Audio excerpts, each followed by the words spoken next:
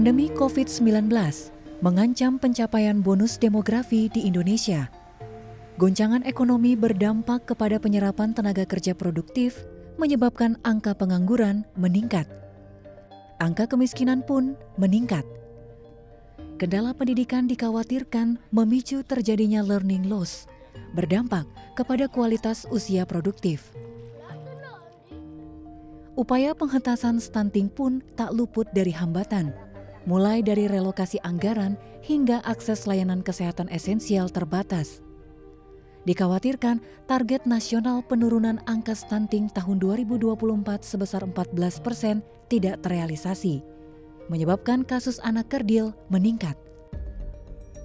Ketika kita ini ingin mentransformasikan bonus demografi menjadi bonus kesejahteraan, faktor-faktor penghambatnya adalah apabila remaja-remaja, adolescent, itu dia kawin usia muda, putus sekolah, kemudian jumlah anaknya banyak, kemudian akhirnya dia tidak bekerja yang tetap, dan akhirnya hari tuanya tidak terjamin. Tapi terus terang kita belum bicara mengenai bonus demografi di 2024. Bonus demografi tetap nanti di tahun kira-kira 2030. Tapi paling tidak kalau sudah ada upaya pencapaian yang lebih cepat, sehingga upaya mencapai bonus demografi mudah-mudahan bisa lebih mudah kita upayakan. Ketimbang kita tidak menetapkan percepatan dalam hal ini, upaya business as usual, makanya akan sulit sekali untuk kita upayakan pencapaiannya di 9 tahun mendatang, 2030 untuk itu.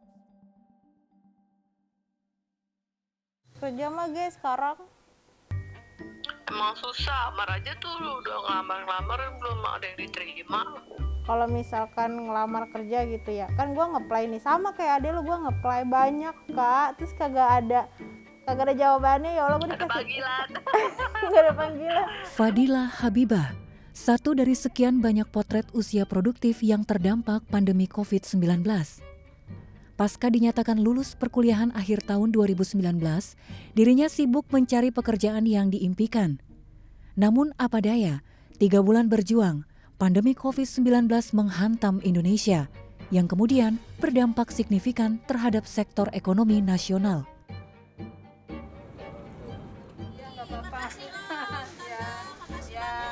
Sejumlah perusahaan gencar melakukan efisiensi besar-besaran guna bertahan di tengah pandemi.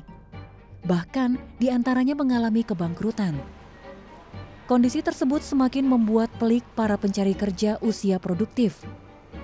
Badan Pusat Statistik mencatat angka pengangguran terbuka pada Februari 2021 sebanyak 6,26%. Angka ini diprediksi meningkat pada kisaran 7% pada Agustus 2021 dikarenakan serangan gelombang kedua virus corona.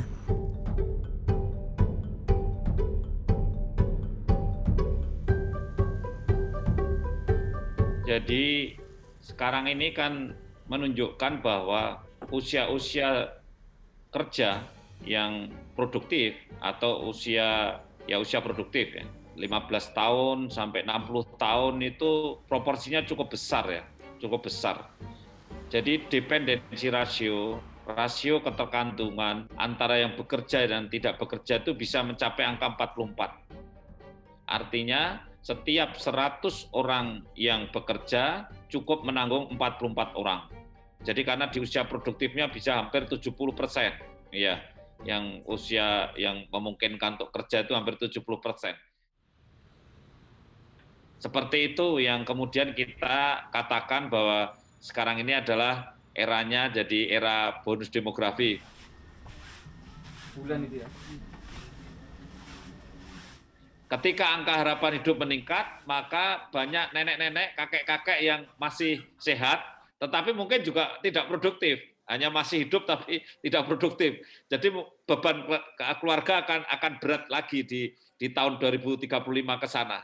Sehingga di tahun-tahun 2030 ke sana itu kemungkinan bonus demografi itu menutup. Dalam arti sudah tidak ada window opportunity. Artinya celah bonus demografinya sudah menutup karena ada beban lansia.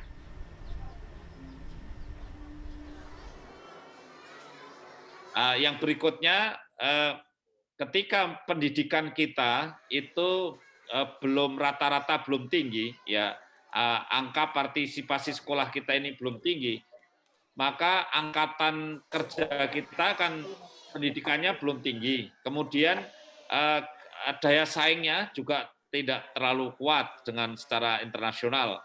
Kemudian yang berikutnya, nenek-nenek yang nanti panjang umur, yang kemudian masih sehat itu juga pada umumnya punya ciri dengan pendidikan yang rendah, kemampuan ekonominya juga punya ciri yang kemampuan ekonomi yang tidak tinggi, jadi tidak punya investasi. Itulah yang perlu kita antisipasi bersama di saat bonus demografi ini ada, maka kemudian kita harus banyak berpikir bagaimana memanfaatkan kesempatan ini dengan berbagai macam keterbatasan. Ya, ada keterbatasan pendidikan, ada keterbatasan pandemi, kemudian juga ada keterbatasan masalah lain seperti stunting misalnya begitu, karena ternyata kualitas SDM kita bukan hanya masalah pendidikannya yang belum tinggi, tetapi juga kesehatannya juga masih belum optimal karena masih tingginya angka stunting. ASEAN ini pada awalnya 5 negara, 1, 2, 3, 4, 5 Filipina. Jadi berapa negara? 5. Oleh karena itu kita memang sangat memahami dalam konteks bonus demografi tahun 2030, stunting kan memang masuk di dalam salah satu prioritas SDGs ya dalam hal ini. No hunger people dalam hal ini. Oleh karena itu kita memang sangat memahami. Karena terus terang stunting ini kan di awal ya, kita sebut dengan 1000 hari pertama kehidupan dalam hal ini. Karena dalam jangka pendek kalau kita melihat, katakanlah dalam 1000 hari pertama kehidupan, kalau ada gangguan perkembangan otak umpamanya, karena stunting ini sangat berpengaruh terhadap otak. Topik usia 11 tahun, tinggi badannya 120, idealnya 144, ya tinggi badan. Sehingga mempengaruhi kesulitan belajar, kemudian kecerdasan dari anak itu juga akan terpengaruh. Maka dalam jangka panjang ya terus terang ini akan sangat berpengaruh terhadap bonus demografi, karena kita harapkan bonus demografi ini lebih siap dalam hal ini. Bank Dunia itu tahun 2014 sempat melakukan kajian, PDB itu bisa turun sekitar 3% setiap tahun. Kalau umpamanya stunting ini tidak dijaga dalam hal ini. Oleh karena itu kita sangat berharap 2030 ini kan kita bicara 9 tahun lagi dalam hal ini, kalau kita tidak siapkan dan stunting kita bisa turunkan, maka akan sulit kita mencapai bonus demografi tadi.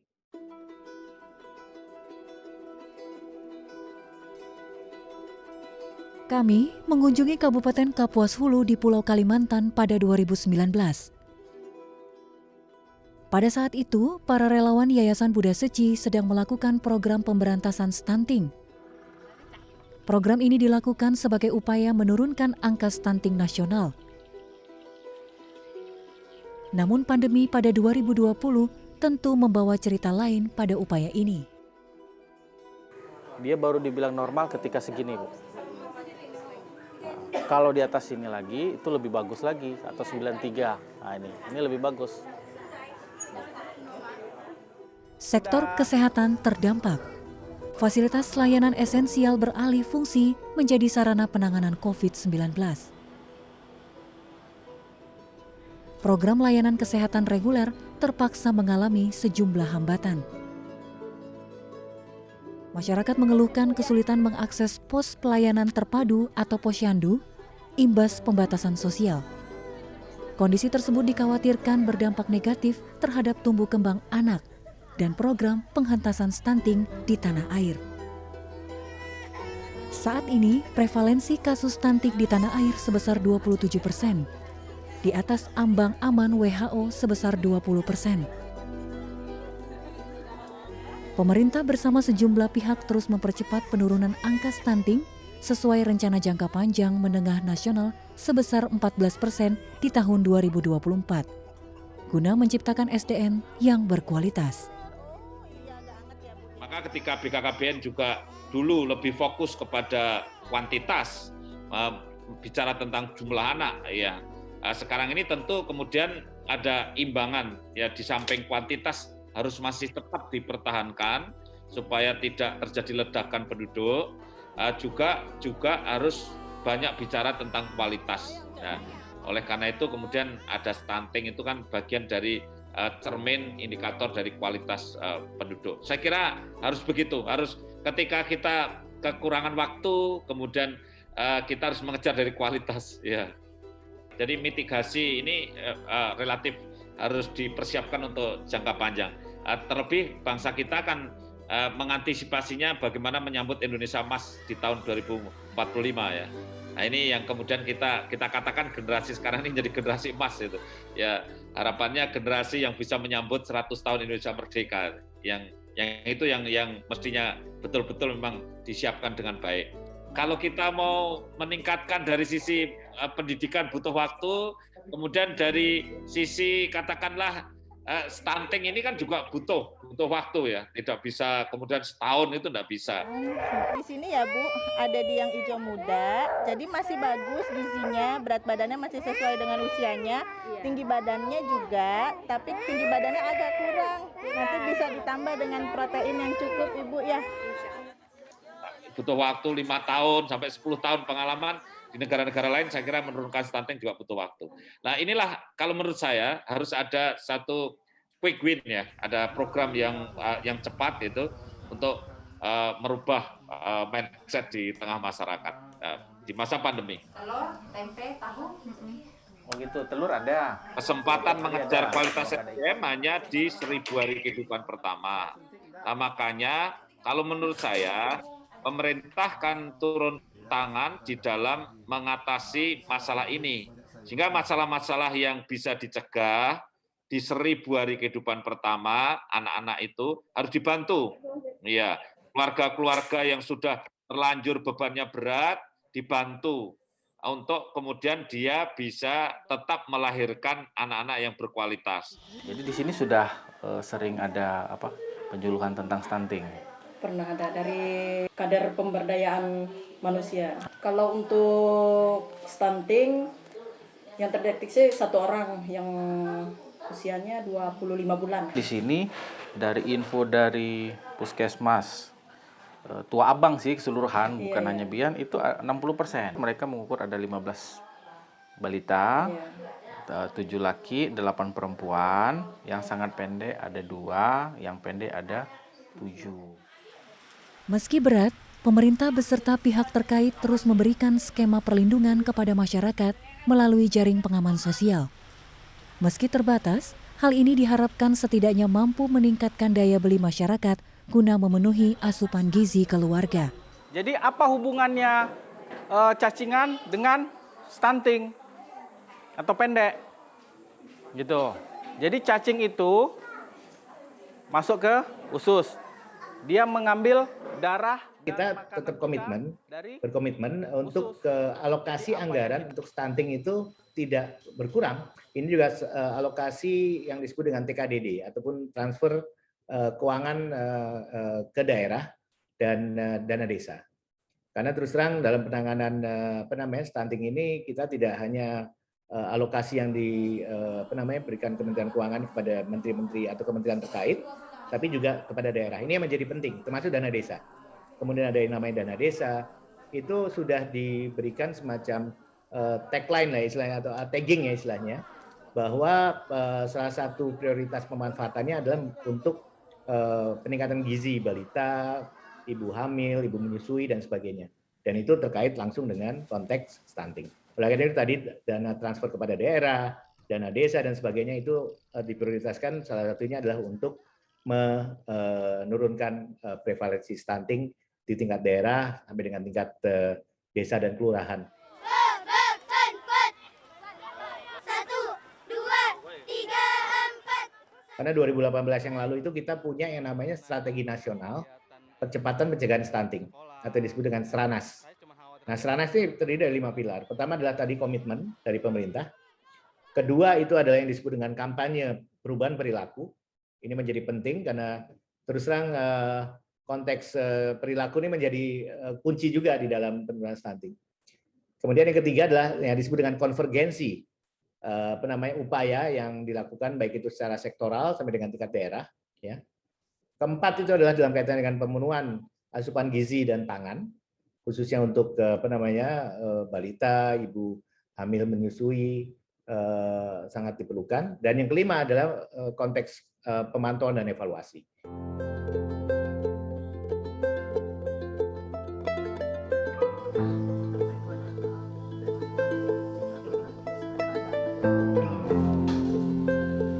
Kalau di bidang BKKBN, kependudukan, keluarga berencana, kesehatan reproduksi, contoh sederhananya begini.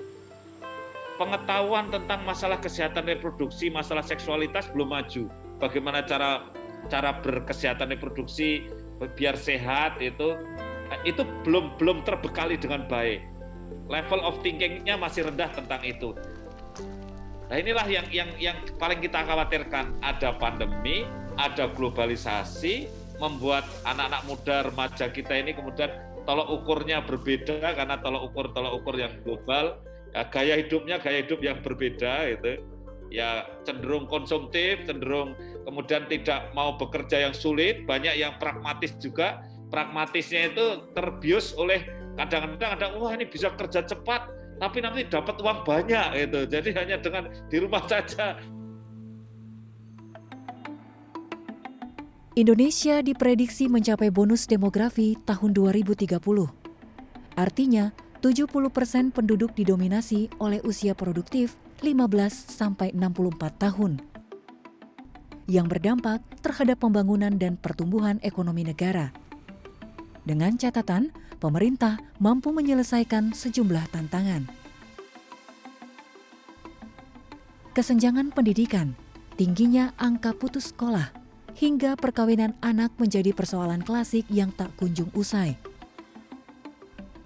Angka putus sekolah menyebabkan kasus perkawinan anak meningkat hingga 64.211 kasus tahun 2020. Kondisi tersebut menyebabkan penurunan kualitas hingga daya saing sumber daya manusia usia produktif akibat pendidikan yang rendah. Jika tidak dibenahi, hal ini akan mengancam bonus demografi Indonesia dan menjadi beban baru yang ditanggung pemerintah. Kita sudah punya atau mengantongi komitmen dari 514 bupati dan wali kota se-Indonesia di 34 provinsi.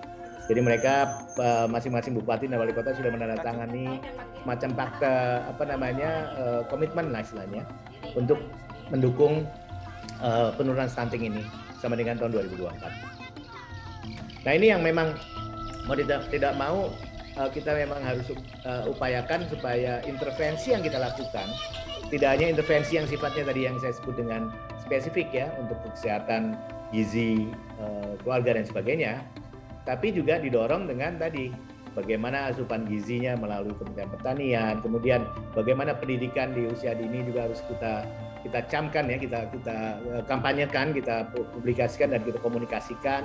Kemudian bagaimana kondisi pemukiman dari keluarga-keluarga khususnya yang mempunyai potensi stunting tadi kita benahi dengan air bersih, dengan sanitasi dan segala yang lebih baik dalam hal ini.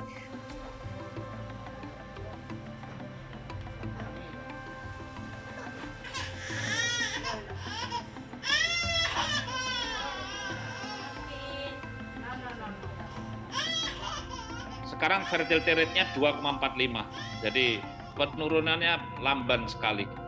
Jadi kalau misalkan bisa tercapai 2,1 pun kita akan masih bisa mencapai bonus demografi sampai tahun 2030, 2035 ya. Tetapi kalau ini lambat maka bonus demografinya agak memanjang. Jadi celah bonus demografi kalau agak memanjang agak untung juga karena kemudian kita bisa punya peluang untuk memanfaatkan dependensi rasio yang cantik itu lebih lama, begitu.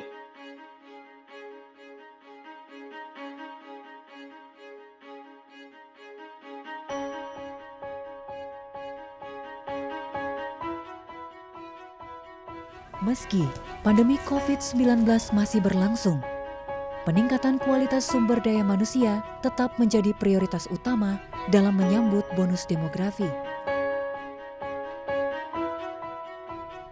pemulihan ekonomi, peningkatan kualitas pendidikan, optimalisasi layanan kesehatan, hingga pengentasan kasus stunting wajib dilakukan pemerintah secara optimal dengan melibatkan seluruh elemen bangsa. Jika tidak, bonus yang hanya terjadi sekali sepanjang perjalanan bangsa akan menguap sia-sia. 18,2, topik umurnya berapa? 11 tahun, idealnya 32 kilo. Berarti Topik harus makan yang banyak, ya. Tapi kelas 6 ya? Ya, kelas 6. Sekarang kita ngukur tinggi badan.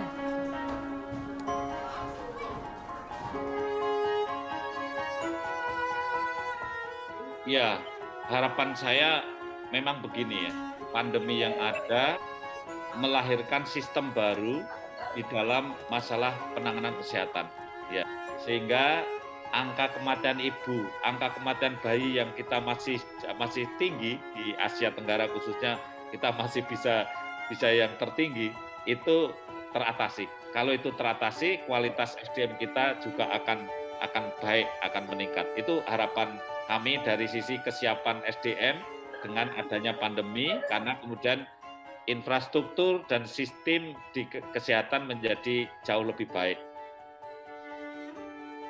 Nah, oleh karena itu kita memang sangat istilahnya, nah itulah kondisi kita sekarang. Jadi kalau kita ingin bicara mengenai kualitas daya saing dan sebagainya, terlepas dari bisa dilepaskan ataupun bisa juga dikaitkan dengan konteks bonus demografi, maka kita memang harus benar-benar menyiapkan hal tersebut. Nah, oleh karena itu kita juga perlu mempertimbangkan disrupsi yang terjadi dengan COVID-19 ini. Kalau enggak, kita nanti akan tetap keteteran gitu ya ke depannya dalam hal ini. Karena itu COVID ini memang merupakan salah satu hal yang perlu kita sikapi secara serius, dan kemudian ini juga sekaligus bisa menjadi peluang sebetulnya.